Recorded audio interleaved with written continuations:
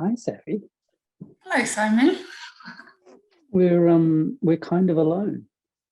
Yeah. Side by side again. Side by side again. How you going? I'm good. Yeah, it was good to have a bit of non-screen time over last weekend, and then just like come away from the long weekend was great. Just come away from screen and technology for a while. Yeah, it's a lot, isn't it? Yeah. I just feel myself like get a bit stuck in my body, after a while. It's nice to just move in a different way and not be. I find that the kind of frontal, that really, like, it's as if that all that stuff behind and around, that sort of stops existing or something. Yeah. The sides as well. The far side. Yeah. I've been taking. I try to go for a short walk before I sort of sit down, and in the morning and in the afternoon. And this morning we have a little. It's a really beautiful little kind of common area, I guess. And I was this morning. I had two robins hopping along the path in front of me, guiding me. And they stayed, or I stayed with them, or they stayed with me for quite a while. It's really lovely, really lovely. Yeah. They're quite brave, I feel, robins, aren't they? Or they don't seem to mind us. No, and they were only no more than 2 meters, 1.5 meters ahead of me. They were really close, and it's the first time I'd ever noticed how much their bodies change shape. They have, that really sort of squat, and then they can really just lift their neck up and extend. I always thought they were different robins, but it's this, they're amazingly change. Yeah, it took me a while. It was only not so long ago that I realized that they were around most of the year but brown and then go red. I don't know, I didn't make the connection that they are there but they're just a different color. I think they do. Do they go redder in the winter, or is that because is that right? Yeah, I think so. Yeah. I've been I keep all week I've been stumbling across things that that seem to be relevant. Not that I'm trying to imagine how robins might be relevant, but I've been stumbling across things that seem to be relevant to the conversations we've been having and the things we've been doing. And it's funny, isn't it, when you just spend a little bit of time with something, how your it opens the things you notice. You start noticing things. I started noticing things I don't think I would have been noticing. Yeah, it kind of yeah. I think, it's like that. I forget the name of that sort of phenomenon when you learn a word and then you start seeing it everywhere, as if somehow it's amazingly. They call it, it's a particular sort of cognitive bias or something. But yeah, it was the word that there's lots of them, but one that I was fascinated by was I read that the word entertainment literally means to hold within or to keep someone in a certain frame of mind. And I was really surprised by this because it's not a word I've spent a lot of time thinking about. But yeah, I was really, it made me really curious about, holding something within. That's really lovely. And yeah, it strikes me that it's interesting working in arts and performance and having never looked at the word entertainment before and what it really means. I know, so revealing, isn't it? Yeah. Do you think of yourself as an entertainer? That's a good question.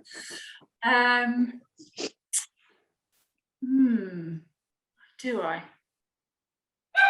well, maybe if I think about entertainment as holding someone in a state or something, or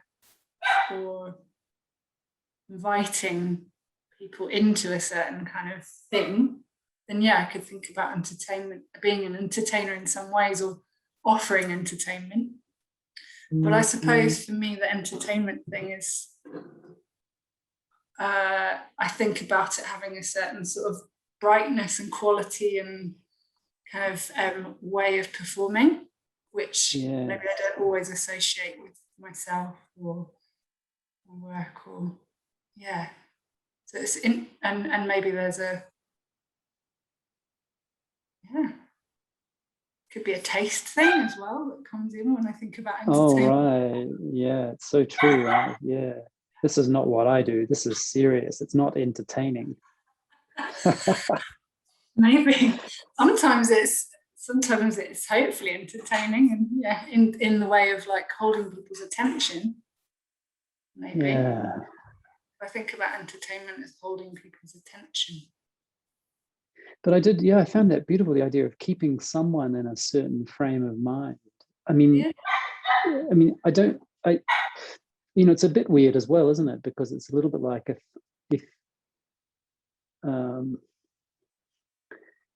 if I were thinking of entertaining you, and that I were and to keep you in a certain frame of mind, who is it? Is it me that determines that frame of mind, and then my goal is to keep you in that? And there's something, and I guess there's another word, manipulative, which also is another word that's been bumping around with me this week, because it comes literally from hands. I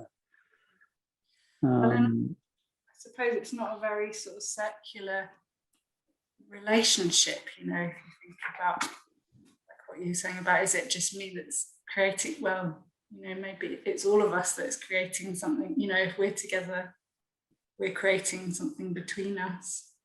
It's not just coming from me. There's a circularity. So we're holding each other in something.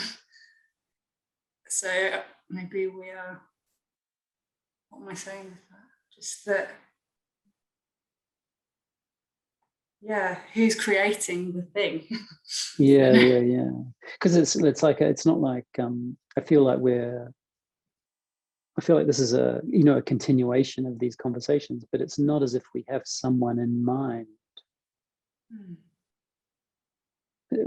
Is that? Do you think we don't? It's Okay. But it's interesting the notion of entertainment with the screen in particular that we're now talking through, I think, because we watch TV on these screens. I don't know, I was thinking about Zoom in particular, and whether Zoom makes us perform somehow, or a screen. I don't know, like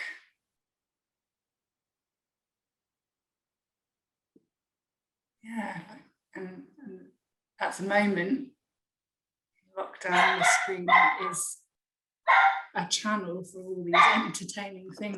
Yeah, it's so strong, right? There's also some it's also something about, seeing yourself as well, and just how I find that so tiring. In fact, one of the things I like about this bit of software is you can turn yourself off. I'm turning myself off now. I can no longer see myself. I can concentrate on just seeing you. But here, even a gesture, it's like I'm constantly distracting myself through myself. I don't know. Yeah, it's and even the name Zoom is pretty weird, isn't it? Like, fast. Yeah. Fast internet time. Yeah, exactly. It's not tree time, or maybe, I don't know what Robin time is, but it's not what they didn't call it chill, did they? Yeah. Yeah. Do you think of yourself as an entertainer, Simon? How do you relate to that word?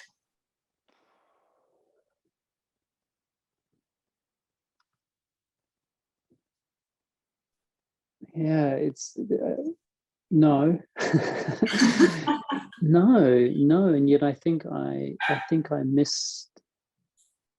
I think it might have served, 20 years ago, it might have served me really well to imagine myself in that way. Not in a terms of a kind of, like da da da da da da da da way, but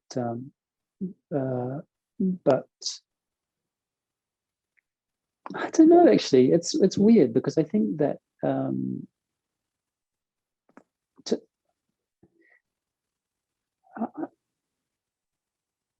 I think in the kind of general use of the word, no.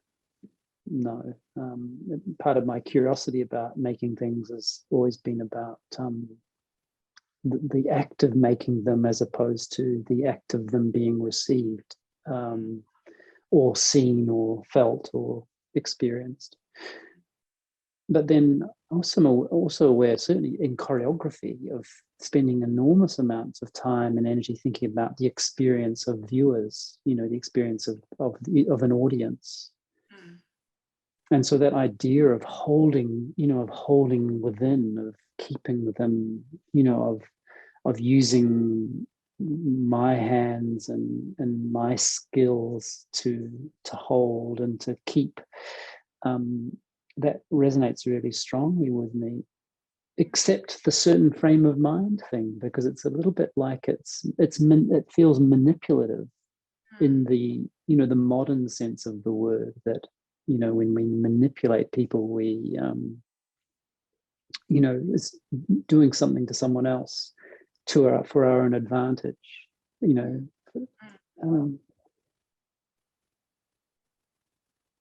which, and I looked it up because I kept on bumping into these words, but it's manipulation has Latin origins, but it means to fill hands or a handful. It's so different from the way in which we've come to use the word. We describe someone as manipulative. It's not exactly a positive thing, is it? But I guess, if we think about craft and working with craft, as in working with materials, then there's a manipulation of those materials. We can use it in that way as a sort of making or a crafting connected word. And there's like our capacity to make, our capacity to organize and move things around and to place them next to each other. And to touch the material and be in contact with it.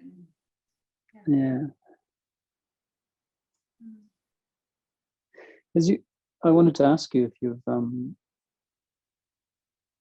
over the weeks as we've been meeting, what are the things have stayed with you or resonated with you most strongly? Do things come to mind, or is it Wow. I don't want to put you on the spot. We can edit this bit out. We can maybe Simon and Carl, they can just edit this bit out. Oh no. No, I think I was just looking back, I guess, over the notes and conversations that we've had, and I guess what I notice is it's been quite broad in some ways, but there's all these different little threads of connection that start to emerge, and just thinking about time. Okay, we spent just a little bit of time together and in a certain way, a certain context of this, but actually how quickly we could start to evolve a way of being together in some ways through this, which has been around this meandering, reflective conversation, this way of practicing with what's been offered to us, and way of checking in with each other, and and how, yeah, that's possible even through this and with the time that we have. And I think that's about our attention in some ways, like the way that we're attending to this.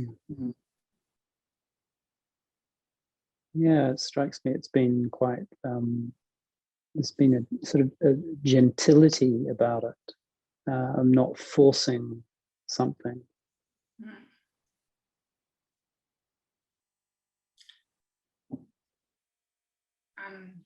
Yeah, it's funny. It's interesting actually. You remind me, because in a way it's acted as a kind of respite to me. It's been quite stressful in my life for the last few weeks, and this has been a little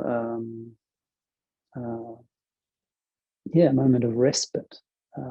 Strangely, through this technology, and we didn't know each other.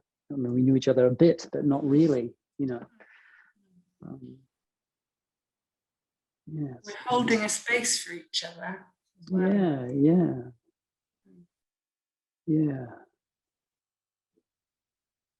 I guess, like, so just with your question of what stayed with me, I guess, we talked a bit about language and the language, what's in our English language in relation to hands, and all these terms like holding and grasping and grabbing and manipulating, all sorts, this like vocabulary of hands.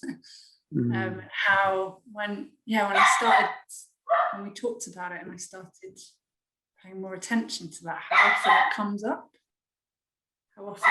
up in it's so conversation with people, and I was just thinking then about because we had all those sort of metaphors, but like something being hands off, this has felt a little bit hands off, like not taking care, but not directing, or and then hands on as well. They're very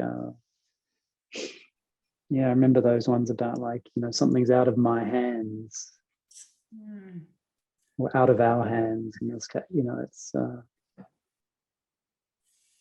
that really, I think you said something about that in our first session, and you said it in relation to something happening in your own life, but that also really stayed with me about that, the wider state, I guess, that collectively we're living in with a pandemic, and that is out of everybody's hands. And what does that mean, and what does it mean to live with the acceptance that things are out of our hands sometimes, and that we don't control everything. I do.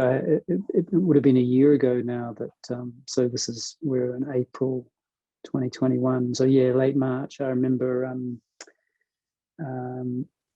I was washing my hands more than I've ever washed my hands in my life. And I was starting to get really, it did feel like I was, it felt a little Shakespearean how much I was trying to get rid of germs, or that was such a strong experience of not being able to trust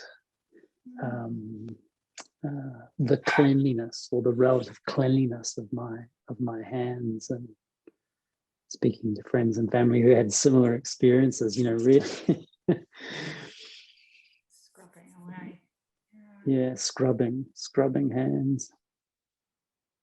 Well, in relation to that, I guess, so the last week here in Glasgow has been really, really cold.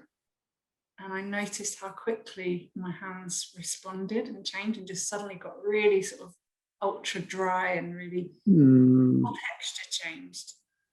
And it's just like, it was just a reminder of like this is so in contact with everything around us all the time, and so sort of these are so changeable and affected by, and the whole my whole hand texture just changed very quickly, and now it's changed again, you know. Because they're so open, we have them, you know, even they tend to be exposed. I've really had those little moments of, I mean, it's slightly different, but those little moments of catching my father's hands as I, you know, as an older man, going, wow, my hands look like my dad's hands used to. How did that happen? Damn things. Yeah. No, these are not my hands. These are my father's hands. I preferred my hands. Give them back.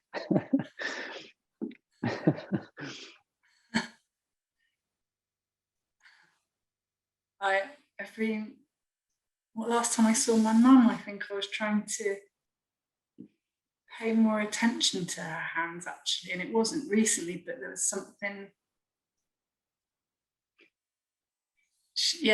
in her, so her hands move in a particular way because of her mobility and their form, and I suppose I was noticing that, and having not seen her for a long time, and then, you know, there's long gaps between when you get to see each other because of the pandemic.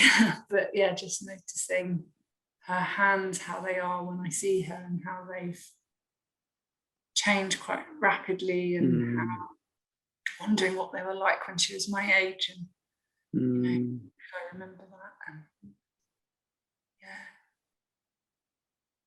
they get weathered, you know, don't they? yeah. It's such a lovely word. I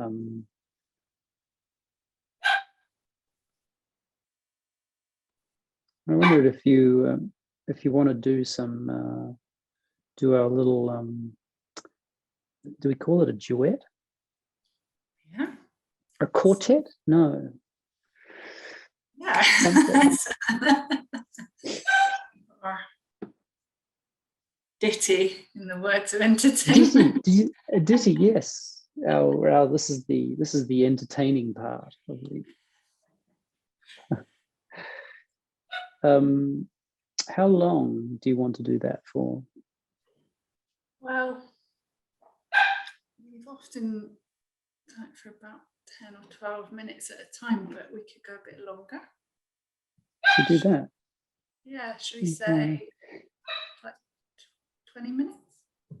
Oh, we could do that, although that will take us pretty much to the end of the. 15 minutes. Okay. and then we'll see. Yeah, we'll see where we are. Okay. Should we use clock time to time ourselves? Do you want me to clock time it? Okay. Clock time it. Okay, I'm starting. Okay.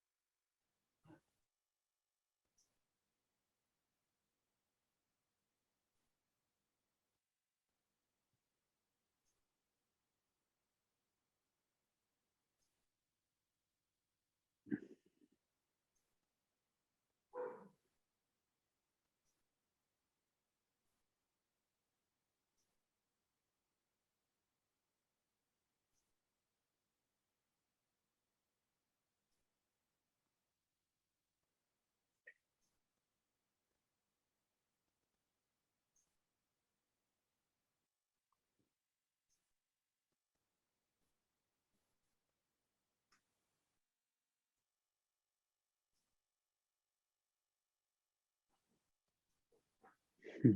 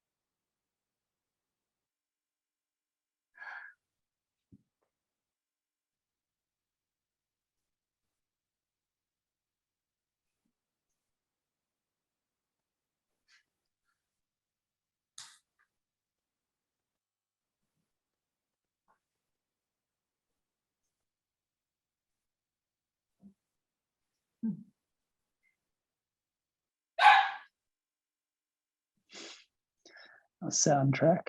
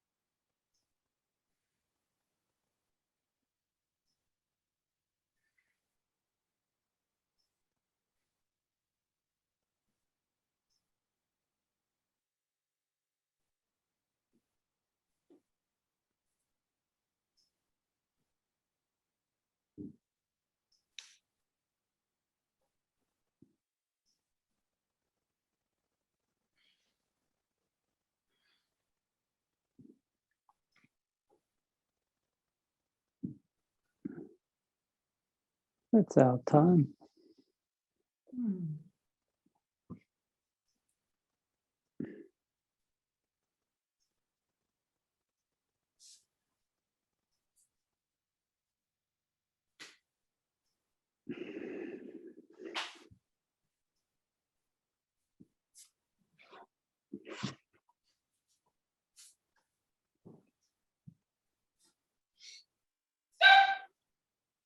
Time goes quickly sometimes. Yeah, doesn't it? Yeah, I'm so aware of how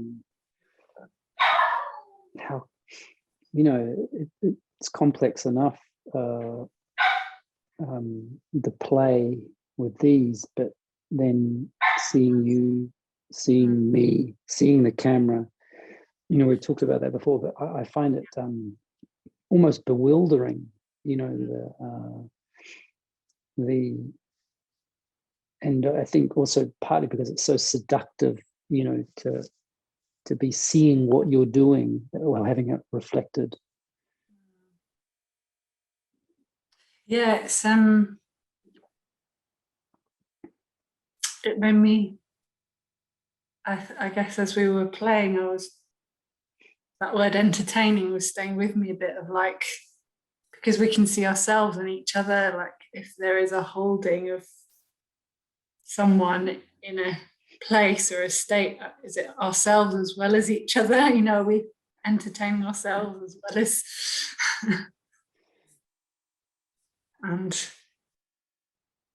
but yeah, and seduction, I think that this material is also quite seducing, I guess, because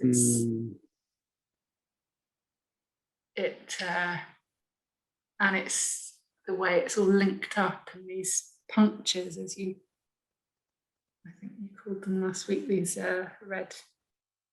Yes, little kind of the possibility. Like they've started to bleed where they're joined. I hadn't noticed last week because you repaired yours. I repaired my But did you do that were they repaired last week? I finally repaired them this week. Okay. So I was thinking I might have missed it. Oh, so they're one finger loose. That's right. Yeah, I noticed that they'd found their gone back to their original shape, or gesture, being tied.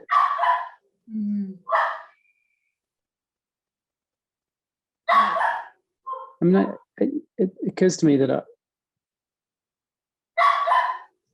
that we don't often put on gloves and have and that sense of restriction from them. You know, normally when you put on it, you can put, if your hands are cold, you've been keeping them, and you put a glove on to keep them warm, it's almost like if they're being freed from the cold. But here there's something which is I don't think I ever quite got used to that the weirdness of the constraint of the red side, the ties, the boundedness. Yeah, and in relation to that, I guess one of the moments of the boundedness that I always felt a bit resistant about, like once they're on, I kind of feel like, oh yeah, this boundedness feels okay, and I'm working with those edges of what it offers and not. But the moment where I feel myself resisting to that boundedness is when I put one on and then I try to put the other on. Yeah. Because it's just quite difficult practically, and it just makes me realize how one hand is always in conversation with the other normally. Beautiful. You know, to enable. Because once you get your hands in there, there's that feeling of them assuming the shape that they were made in someone else's shape. But yes, I agree that, and I think that was when you first broke, that was that first time getting them on, is that correct? I think so, yeah. Or maybe it was pushing the stretchiness a bit. yeah, it was maybe something to do with getting them on or off. Yeah, taking them on or off. And the imprint is such a bound imprint of, such a closed gesture. And when I have them both on, it's like there's a circle that's closed because of the way the gesture sits with mine. Yes, I realized early on that I needed to I could only do it if I put my right hand on first, because of the way they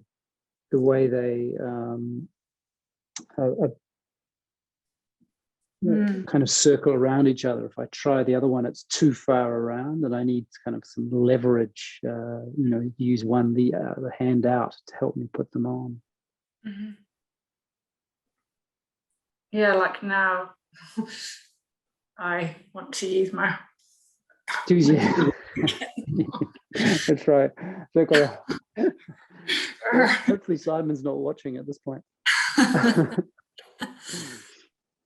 I remembered there was a moment of resting, I think, where I remembered us talking about the sort of quite contemplative gestures maybe that each of these hold, and we talked a bit about prayer and contemplation at some point, or just like these gestures of pausing.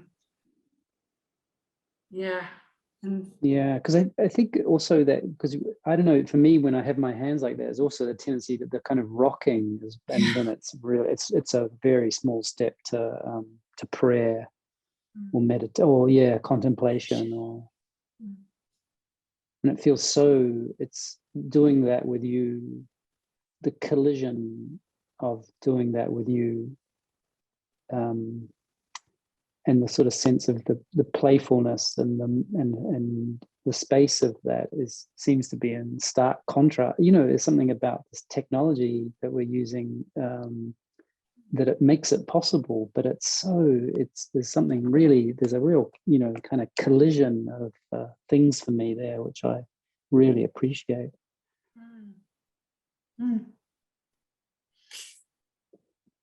Yeah, I really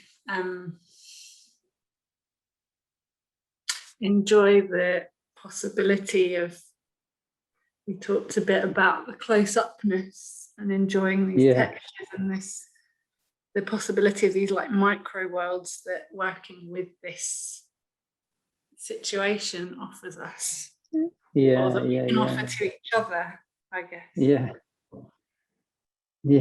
Like if we were in person, well, we might, but would we?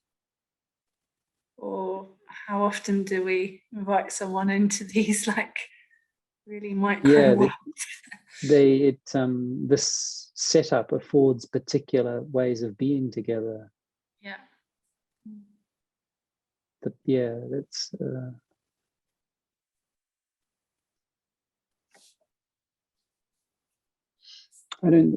sometimes I think I wonder, I like the idea of imagining how these gloves will come back to me when I put on other gloves. Remember that repair project? What Saffy's doing. Kind of exactly, imprinted by gloves sewn together. I wonder how, I don't know, like if these go on to another person, what they'll carry for the next person. And just, I wonder, like, if I spent a day with them on what happened to my state and I'd need to be paid more if I were to do that. That kind of commitment demands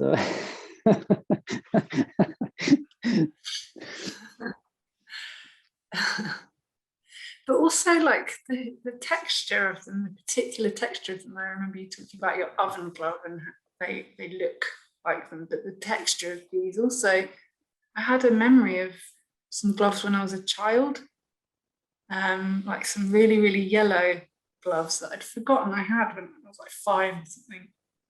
And they were connected with the elastic through my coat. So they were bound in a different way on the edges for practicality, but